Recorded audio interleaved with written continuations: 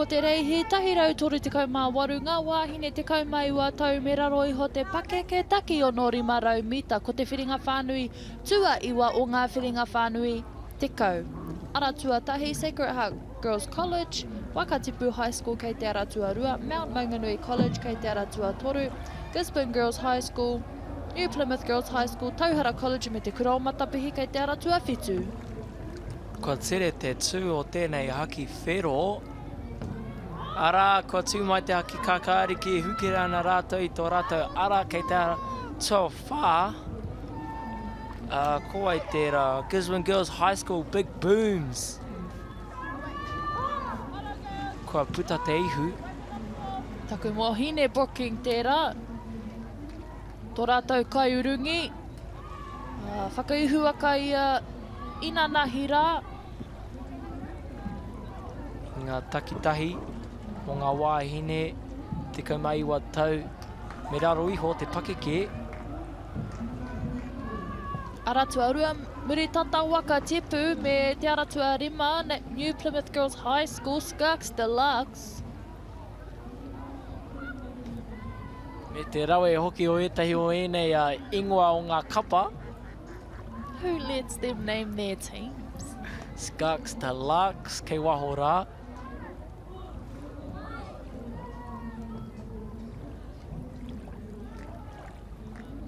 We see Hine Brooking angling her waka, her team. Oh, Kiwi Campbell. Kia ora. Koera te tihi o ngā tino rautaki. O Kiwi, tōna wā.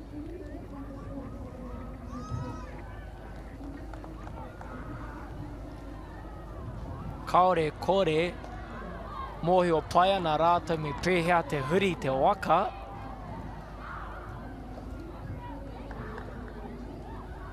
But we have here in lane number 2, Wakatipu Mako, not far behind. Quite a strong kura, Wakatipu.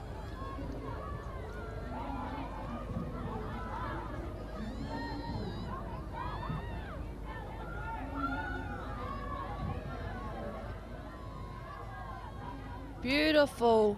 Aratua wha, Gisborne Girls, big booms.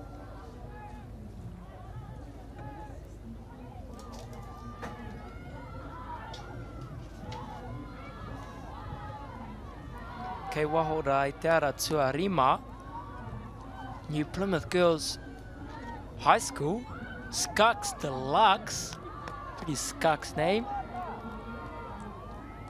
Heoi, kei waho rā, Gisborne Girls, Big Booms. Not too shabby wahine mā. Not too shabby. Ara, kei roto nei te aratua rua Wakatipu Mako. Whai muri a rātou te aratua rima Napier Girls, New Plymouth Girls High School, Skarks Deluxe. Anei ngā whakaihu aka. Gisborne Girls, big booms. Koi o rātou kaihoi. Anei te tōwaitanga e te whānau, as you can see, lane 4 right on the start line. With a good rolling start as well, heading into the wind. Ara, Kiwi Campbell strategies.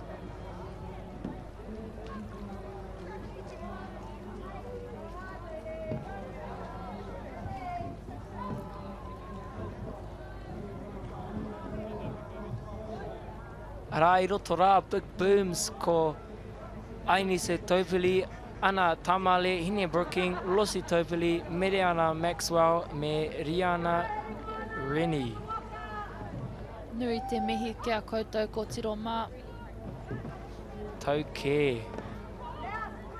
Possibly some of their last time racing at secondaries, or their Ai. last time. Hei mohi wana au, ko ei nei te tau whakamutunga mō Hine Brooking.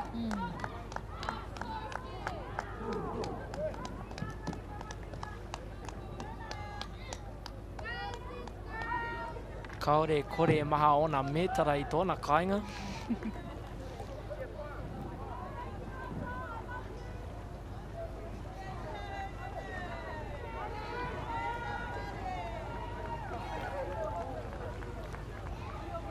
Hea te wā, kia o whakaro. Well, kia ora nei whakaro.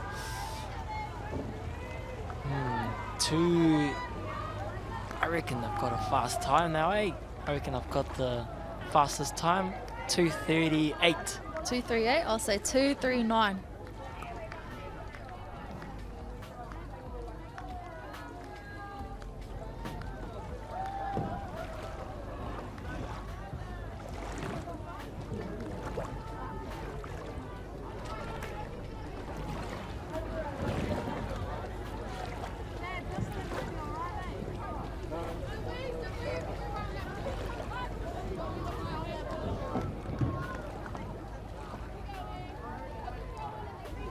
Oh, 237. Gisborne girls, big booms. Close, te rito. Tuarua, Close. Waka tipu mako, 2 minutes 48. Tua toru, te ara tua rima. New Plymouth Girls High School taku mohio Skux Deluxe. Our new fastest time. Gizzy girls, big booms.